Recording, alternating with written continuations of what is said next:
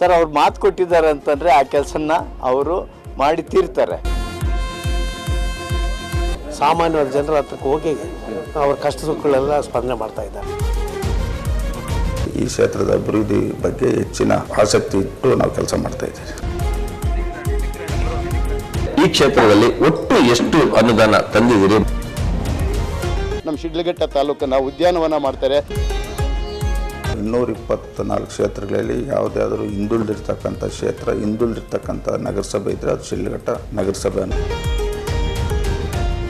ಒಂದು ಕಡೆ ಹೈಟೆಕ್ ರೇಷ್ಮೆ ಗೂಡಿನ ಮಾರುಕಟ್ಟೆ, ಮತ್ತೊಂದು ಕಡೆ ರಾಮಸಮುದ್ರ ಕೆರೆಯಿಂದ ನಗರಕ್ಕೆ ಹರಿದು ಬರೋ ಕುಡಿಯುವ ನೀರು, ಇನ್ನೊಂದು ಕಡೆ ನಗರದಲ್ಲಿ ಯುಜಿಡಿ ಕಾಮಗಾರಿ ಜೊತೆ ರಸ್ತೆ ನಿರ್ಮಾಣ. ಇದೆಲ್ಲ ನಗರಕ್ಕೆ ಸೀಮಿತವಾದ್ರೆ ಗ್ರಾಮಾಂತರದಲ್ಲಿ ದಶಕಗಳಿಂದ ಸರಿಪಡಿಸದ ರಸ್ತೆಗಳಿಗೆ ಹರಿದು ಬರ್ತಿರೋ ಹಣದ ಹೊಳೆ. ಇದು ಚಿಕ್ಕಬಳ್ಳಾಪುರ ಜಿಲ್ಲೆ ಶಿಡ್ಲಘಟ್ಟ ವಿಧಾನಸಭಾ ಕ್ಷೇತ್ರದಲ್ಲಿ ನಡೆದಿರೋ ಅಭಿವೃದ್ಧಿ ಕಾಮಗಾರಿಗಳ ಪರ್ವ. ಶಾಸಕ ಮೇಲೂರು ರವಿಕುಮಾರ್ ಅಧಿಕಾರಕ್ಕೆ ಬಂದ ದಿನದಿಂದಲೇ ಪ್ರತಿಜ್ಞೆ ಸ್ವೀಕರಿಸಿದಂತಿದೆ. ಕ್ಷೇತ್ರಕ್ಕೆ ಅನುದಾನ ಬರ್ಲಿ ಬಿಡ್ಲಿ, ಅಭಿವೃದ್ಧಿ ಮಾತ್ರ ನಿಲ್ಲಬಾರದು ಎಂದು ನಿರ್ಧಾರ ಮಾಡಿದಂತಿದೆ.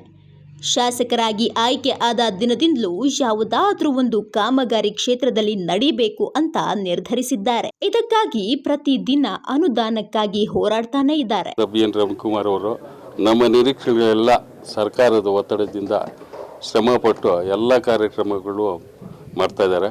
ಇನ್ನೂ ಮಾಡೋಕ್ಕೆ ಅವರು ಅಭಿಲಾಷದಲ್ಲಿದ್ದಾರೆ, ಮಾಡ್ತಾರೆ. ಏನು ನಿರೀಕ್ಷೆ ಅಂದರೆ ಕೆಲಸ ಕಾರ್ಯಗಳೆಲ್ಲ ನಮ್ಮ ಚಿಲ್ಕಲ್ನೇರ್ ಹೋಬಳಿ ನಮ್ಮದು, ನಮ್ಮ ಹೋಬಳಿಯಲ್ಲಿ 75 ಕಿಲೋಮೀಟರ್ ರಸ್ತೆ ಹದಗೆಟ್ಟಿದೆ.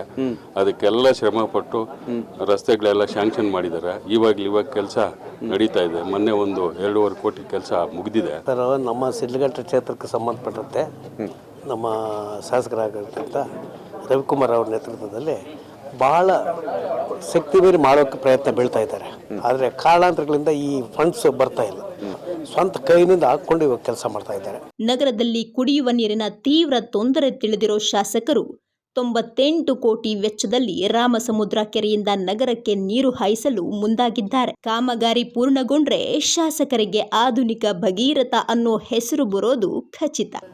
ಈ ಕ್ಷೇತ್ರದ ನಮ್ಮ ಶಿಡ್ಲಘಟ್ಟ ಕ್ಷೇತ್ರದ MLA ಅವರಾದಂಥ ಮೇಲೂರು ರವಿಕುಮಾರ್ ಅವರಿಗೆ ಅವ್ರು ಮಾಡ್ತಾ ಇರೋವಂಥ ಒಳ್ಳೆ ಕೆಲಸಗಳು ಈಗ ಶಾಲೆಗಳಿಗಾಗ್ಬೋದು ಅಥವಾ ಇನ್ನು ತಾಲೂಕು ಅಭಿವೃದ್ಧಿ ಆಗ್ಬೋದು, ನಮಗೆಲ್ಲ ಒಳ್ಳೆ ಅಭಿಪ್ರಾಯ ಇದೆ.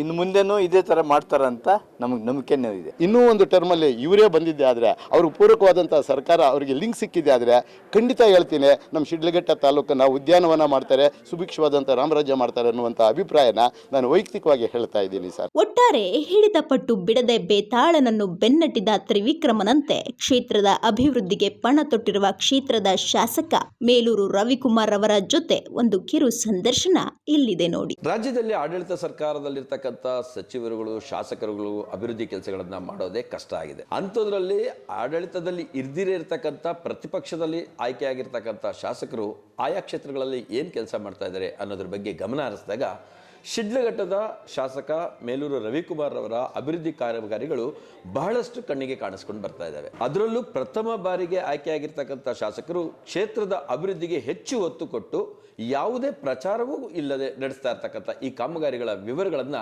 ಅವರಿಂದನೇ ತಿಳ್ಕೊಳ್ಳೋಣ ಅನ್ನೋದು ನಮ್ಮದೊಂದು ಕುತೂಹಲ. ಈ ಬಗ್ಗೆ ಅವ್ರ ಜೊತೆ ಮಾತಾಡ್ತಾ ಏನೆಲ್ಲ ಕಾಮಗಾರಿಗಳು ಈಗ ಶಿಡ್ಲಘಟ್ಟ ಕ್ಷೇತ್ರದಲ್ಲಿ ನಡೀತಾ ಇದೆ ಮತ್ತು ಇನ್ನೆಷ್ಟು ಬಾಕಿಗಳಿದೆ, ಇನ್ನೇನು ಕಾನ್ಸೆಪ್ಟ್ಗಳು ಮುಂದೆ ಆಲೋಚನೆಗಳಲ್ಲಿ ಇದೆ ಅನ್ನೋದ್ರ ಬಗ್ಗೆ ಅವ್ರ ಹತ್ರ ತಿಳ್ಕೊಳ್ಳೋಣ. ಸರ್ ನಮಸ್ಕಾರ. ಸರ್ ನಮಸ್ತೆ ಸರ್. ಅಧಿಕಾರ ವಹಿಸ್ಕೊಂಡು 2 ವರ್ಷ ಮುಗೀತು, 2 ವರ್ಷ ಮುಗೀತಾ ಬಂತು, ಇನ್ನೇನು ಏನು ನಡೀತಿದೆ ಸರ್ ಶಿಡ್ಲಘಟ್ಟ ಕ್ಷೇತ್ರದಲ್ಲಿ? ಶಿಡ್ಲಘಟ್ಟ ವಿಧಾನಸಭಾ ಕ್ಷೇತ್ರದಲ್ಲಿ 16 ವಿಧಾನಸಭಾ ಚುನಾವಣೆ ನಡೆದಿದ್ದು ಇವತ್ತು ಈ ಕ್ಷೇತ್ರದ 8ನೇ ಶಾಸಕನಾಗಿ ನಾನು ಆಯ್ಕೆಯಾಗಿದ್ದೆ. 2023 ಮೇ 13ನೇ ತಾರೀಕು ಈ ಕ್ಷೇತ್ರದ ಸ್ವಾಭಿಮಾನ ಮತದಾರರು ನನಗೆ ಆಶೀರ್ವಾದ ಮಾಡಿ ಇವತ್ತು ಅವರು ನನಗೆ ಅಧಿಕಾರ ಕೊಟ್ಟಿದ್ದಾರೆ. ಅವರ ಒಂದು ನಂಬಿಕೆ, ಅವರು ನನಗೆ ಕೊಟ್ಟಿರ್ತಕ್ಕಂಥ ಅಧಿಕಾರ ಇದು ಯಾವುದೇ ಕಾರಣಕ್ಕೂ ದುರುಪಯೋಗ ಆಗಬಾರ್ದು.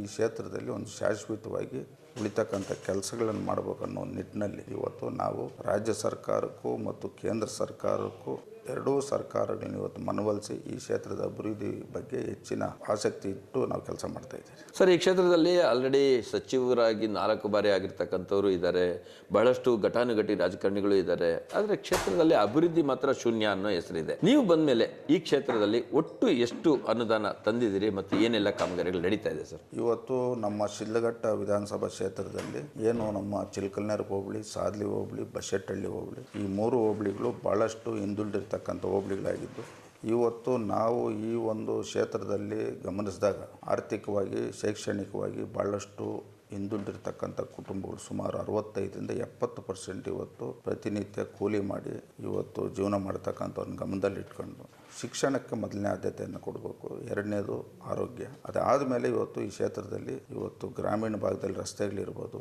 ಮತ್ತು SHDP ರಸ್ತೆಗಳಿರ್ಬೋದು, MDR ರಸ್ತೆಗಳಿರ್ಬೋದು, ಇವೆಲ್ಲಕ್ಕಿಂತ ಮಿಗಿಲಾಗಿ ಇವತ್ತು ನಗರಸಭೆ ಸಂಬಂಧಪಟ್ಟಂಗೆ ನಗರಸಭೆ ನಾವು ನೋಡಿದಾಗ ಇವತ್ತು ನಮ್ಮ ಶಿಡ್ಲಘಟ್ಟ ನಗರಸಭೆ ನನ್ನ ಪ್ರಕಾರ 224 ಕ್ಷೇತ್ರಗಳಲ್ಲಿ ಯಾವುದಾದ್ರೂ ಹಿಂದುಳಿದಿರ್ತಕ್ಕಂಥ ಕ್ಷೇತ್ರ, ಹಿಂದುಳಿದಿರ್ತಕ್ಕಂಥ ನಗರಸಭೆ ಇದ್ದರೆ ಅದು ಶಿಡ್ಲಘಟ್ಟ ನಗರಸಭೆ ಅನ್ನೋದು ಒಂದು ಗಮನದಲ್ಲಿಟ್ಕೊಂಡು ಇವತ್ತು ನಾವು ರಾಜ್ಯ ಸರ್ಕಾರದ ಮಂತ್ರಿಗಳು ಇವತ್ತು ನಮ್ಮ ಬೈರತಿ ಸುರೇಶ್ ಅವ್ರ ಗಮನಕ್ಕೆ ತಂದು ಈ ಕ್ಷೇತ್ರದ UGD ಬಗ್ಗೆ ನಗರಸಭೆ ವ್ಯಾಪ್ತಿಯಲ್ಲಿ ಈಗಾಗಲೇ 68 ಕೋಟಿ ಒಂದು DPR ಎಸ್ಟಿಮೇಟ್ಸ್ ಎಲ್ಲ ನಾವು ಕಳಿಸಿ ಈಗ ಮೊದಲನೇ ಕಂತು 38 ಕೋಟಿ ಬಿಡುಗಡೆ ಆಗಿದ್ದಾರೆ. ಟೆಂಡರ್ ಪ್ರಕ್ರಿಯೆಯಲ್ಲಿ ಇದೆ. ಶೀಘ್ರದಲ್ಲೇ ಇವತ್ತು ನಗರಸಭೆ ವ್ಯಾಪ್ತಿಯಲ್ಲಿ UGD ಕಾಮಗಾರಿ ಪ್ರಾರಂಭ ಆಗ್ತದೆ. ಮತ್ತು ಈ ದೇಶದ ಮಾಜಿ ಪ್ರಧಾನಮಂತ್ರಿಗಳು ದೇವೇಗೌಡರ ಒಂದು ಮನವಿಯನ್ನು ಕೊಟ್ಟು ಅಮೃತ್ 2 ಯೋಜನೆ ಅಡಿಯಲ್ಲಿ ಇವತ್ತು ನಮ್ಮ ಶಿಡ್ಲಘಟ್ಟಕ್ಕೆ ಶುದ್ಧ ಕುಡಿಯುವ ನೀರು ಕೊಡಬೇಕನ್ನೋದು ರಾಮಸಮುದ್ರ ಕೆರೆಯಿಂದ 93 ಕೋಟಿ ಇವತ್ತು ಕೇಂದ್ರ ಸರ್ಕಾರ, ರಾಜ್ಯ ಸರ್ಕಾರ ಬಿಡುಗಡೆ ಮಾಡಿದೆ. ಅದು ಸಹ ಶೀಘ್ರದಲ್ಲೇ ಟೆಂಡರ್ಗೆ ಹೋಗೋಂಥ ಪ್ರಕ್ರಿಯೆ ಆಗ್ತೈತೆ. ಇವತ್ತು ನಗರಸಭೆಗೆ ಸಂಬಂಧಪಟ್ಟಂಗೆ UGD ಕುಡಿಯೋ ನೀರು ಕೊಡ್ತಕ್ಕಂಥ ಮೂಲಭೂತ ಸೌಕರ್ಯಗಳು ಕೊಡ್ತಕ್ಕಂಥ ಕೆಲಸ ನಡೀತಾ ಇದೆ.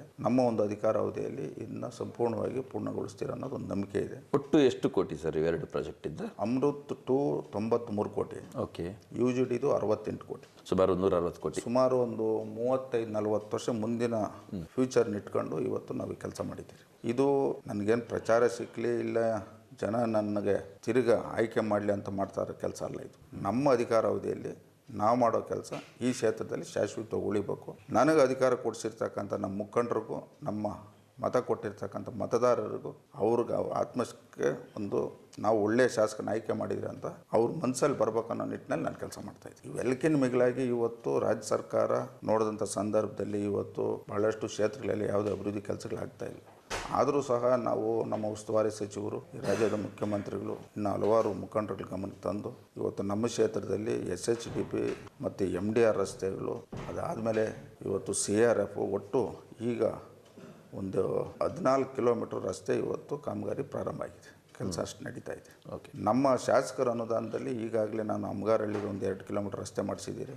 ಇವತ್ತು ಟೋಟಲಿ ಇವತ್ತು PRDದು SHDP PWD ಸಂಬಂಧಪಟ್ಟಂಗೆ ಒಟ್ಟು 43 ಕಿಲೋಮೀಟರ್ ರಸ್ತೆಗಳು ಓಕೆ ಈ ಒಂದು ಮಾರ್ಚ್ ಏಪ್ರಿಲ್ ಒಳಗಡೆ ಪೂರ್ಣ ಆಗುತ್ತೆ. ಅಂದರೆ ಎಲ್ಲವೂ ಗ್ರಾಮೀಣ ಪ್ರದೇಶಗಳಲ್ಲಿ ಇರ್ತಕ್ಕಂಥ ಮುಖ್ಯವಾಗಿ ಗ್ರಾಮೀಣ ಭಾಗದಲ್ಲಿ 217 ಕಿಲೋಮೀಟ್ರು ಜಿಲ್ಲಾ ಪಂಚಾಯತಿ ರಸ್ತೆಗಳು ಮಾಡೋಂಥದ್ದು ಐತೆ.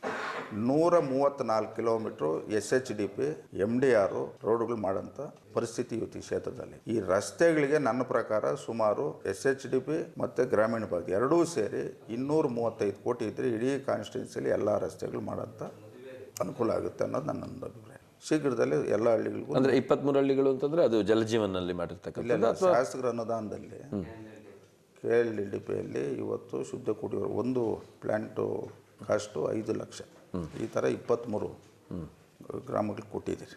ಇವತ್ತೆಲ್ಲ ಪಂಚಾಯತ್ಗಳು ಇವತ್ತು ಭಾಳಷ್ಟು ಸಾದ್ಲಿ, ದೇವಗಾನಹಳ್ಳಿ ಮತ್ತು ನಮ್ಮ ಚಿಲ್ಕಲ್ನೇರ ಹೋಬಳಿ ಹೆಚ್ಚಿನ ಪ್ಲ್ಯಾಂಟ್ಗಳು ಕೊಡೋಂಥ ಮೊನ್ನೆ ರೀಸೆಂಟಾಗಿ ತಲಕಾಯಲು ಬೆಟ್ಟದಲ್ಲೂ ಸಹ ಒಂದು ಹಾಕಿದ್ದೀರಿ. ಓಕೆ. ತಿಮ್ಸಂದ್ರ ಪಂಚಾಯತಿಯಲ್ಲಿ 2 ಹಾಕಿದ್ದೀರಿ.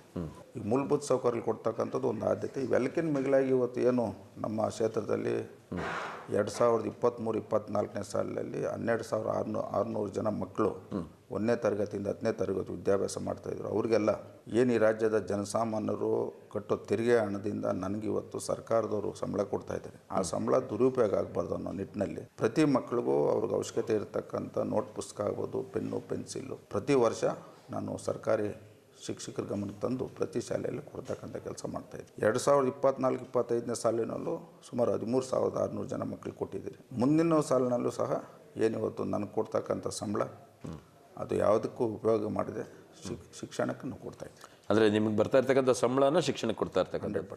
ಸರ್, ಈಗ ನಮ್ಮ ಕಂಡು ಬಂದಂಗೆ ಈಗ ಕುಡಿಯೋ ನೀರಿದು 93 ಕೋಟಿ ಪ್ಲಸ್ 68 ಕೋಟಿ EGDದು ಅಂತ ಹೇಳಿದ್ರಿ. ಈ 2 ಪ್ರಾಜೆಕ್ಟು ಹೊರತುಪಡಿಸಿದ್ರೆ ಬೇರೆ ಇನ್ಯಾವ ಪ್ರಾಜೆಕ್ಟ್ಸ್ ಇದೆ ಸರ್? ಇವತ್ತು ಇಡೀ ರಾಜ್ಯದಲ್ಲಿ ದಕ್ಷಿಣ ಭಾರತದಲ್ಲಿ ಅತ್ಯಂತ ರೇಷ್ಮೆ ಬೆಳೆಗಾರರು ಇರ್ತಕ್ಕಂಥದ್ದು ಶಿಡ್ಲಘಟ್ಟ ವಿಧಾನಸಭೆ. ಅದಕ್ಕೆ ಸಂಬಂಧಪಟ್ಟಂಗೆ ಈಗ ನಮ್ಮ ಶಿಡ್ಲಘಟ್ಟ ನಗರ ಪಕ್ಕದಲ್ಲಿ ಹನುಮಂತಪುರದ ಹತ್ರ ಈಗಾಗಲೇ 13 ಎಕರೆ 23 ಗುಂಟೆ ಜಾಗ ನಾವು ರೇಷ್ಮೆ ಇಲಾಖೆಗೆ ಹಸ್ತಾಂತರ ಮಾಡಿದ್ವಿ. ಈಗ ಆ ಒಂದು 200 ಕೋಟಿ ಹಣದಿಂದ ಇವತ್ತು ಹೈಟೆಕ್ ಮಾರ್ಕೆಟ್ ಆಗಂತ ಒಂದು ಅವಕಾಶ ಈ ಕ್ಷೇತ್ರಕ್ಕೆ ಸಿಕ್ಕೈತೆ. ಶೀಘ್ರದಲ್ಲೇ ನನ್ನ ಪ್ರಕಾರ ಮಾರ್ಚ್ ಎಂಡ್ ಅಥವಾ ಏಪ್ರಿಲ್ ಫಸ್ಟ್ ವೀಕಲ್ಲಿ ಈ ರಾಜ್ಯದ ಮುಖ್ಯಮಂತ್ರಿಗಳು, ಇವತ್ತು ನಮ್ಮ ಉಸ್ತುವಾರಿ ಸಚಿವರು ಹೇಳಿದರು, ಮುಖ್ಯಮಂತ್ರಿಗಳನ್ನ ಕರೆಸಿ ನಾವು ಗುದ್ಲಿ ಪೂಜೆ ಮಾಡಬೇಕಂತ.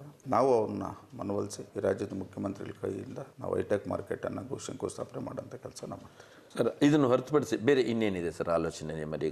ಈಗ ನಮ್ಮ ಆಲೋಚನೆ ನನ್ನ ಪ್ರಕಾರ ಈ ಕ್ಷೇತ್ರದಲ್ಲಿ ಸಂಪೂರ್ಣವಾಗಿ ಅಭಿವೃದ್ಧಿ ಆಗಬೇಕಂದ್ರೆ 2,000 ಕೋಟಿ ಅನುದಾನ ಬೇಕು.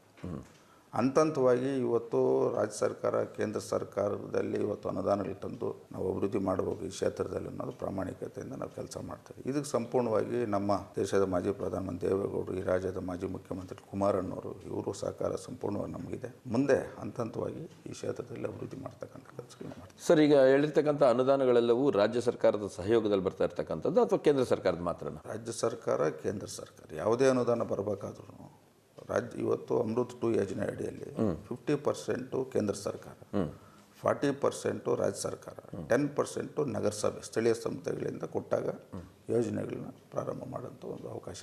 ಒಂದು ಲೆಕ್ಕಾಚಾರದಲ್ಲಿ ರಾಜ್ಯ ಸರ್ಕಾರದಿಂದ ಅನುದಾನಗಳ ಕೊರತೆ ಬಹಳಷ್ಟು ಶಾಸಕರನ್ನ ಕಾಡ್ತಾ ಇದೆ. ನಿಮಗೆ ಯಾವ ರೀತಿ ಕಾಡಿದೆ ಇದು? ಈಗ ನಾವು ಯಾವುದೇ ಇಲಾಖೆ ಮಂತ್ರಿಗಳ ಹತ್ರ ಹೋಗಿ ನಮ್ಮ ಕ್ಷೇತ್ರ ಸಮಸ್ಯೆ ಹೇಳಿದಾಗ ಅವ್ರು ಸಹಕಾರ ಕೊಡ್ತಾ ಇದ್ದಾರೆ. ಯಾಕಂದರೆ ಇದು ಭಾಳಷ್ಟು ಹಿಂದುಳಿತಕ್ಕಂಥ ಕ್ಷೇತ್ರ. ಈಗ ನಾವು ಶಾಸಕರಾದಾಗ ಮುಖ್ಯವಾಗಿ ನಮ್ಮ ಮುಂದೆ ಇರ್ತಕ್ಕಂಥದ್ದು ಅಭಿವೃದ್ಧಿ ಬಿಟ್ಟು ವಿನಾಕಾರಣ ಮಾತಾಡಿ ಇವತ್ತು ಪ್ರಚೋದನೆ ಮಾಡೋಂಥ ಮಾತಾಡೋಂಥ ನಮ್ಗೆ ಅವಶ್ಯಕತೆ ಇಲ್ಲ.